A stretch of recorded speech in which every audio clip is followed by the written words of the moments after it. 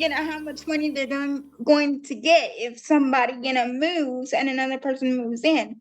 That is a big, controversial point, especially in rental units. Okay. But what people don't realize is that if you make them accessible up front, you're going to make money in the long run, because then when one person moves out, you can literally rent it to anybody that, say, doesn't have a criminal record but might happen to have a wheelchair in tow. So Right. Or even if they don't, I mean, people fall all of the time. They get older, they need certain things. in that environment. Not only that, but the argument, if you're moving furniture in and out, you're gonna need what is that called? Trolley or dolly. Yeah, dolly. And then if you have kids, you're gonna have strollers.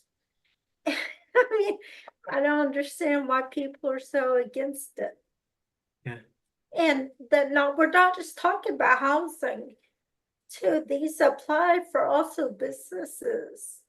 The main focus in my business itself is Title III, which covers access to public accommodations, which includes your restaurant, hotels, golf course, pretty much anywhere that the public would go to spend their money. You were talking about the ridiculous things, forms that we have to prove and things we have to do when we need medical equipment, and if we can't. And also we talked about when it comes to working and only being able to make so much and having to then fill out all the information for that medical equipment that talks about our personal lives, and then being denied services or equipment because of things they don't understand in a system that's already very messed up. So, I mean, what can you say about that? I'm not sure if our audience is aware, but wheelchairs can cost anywhere from the neighborhood of, if you're getting a manual chair, say about 5 to 10K, and if you're getting a power wheelchair, it's usually these days in the neighborhood of 30,000 plus, meaning they basically wound up having to pay for both a $60,000 surgery and a $30,000 chair, when if they had just replaced the old chair when it went out, they could have saved themselves $60,000. Right. And no.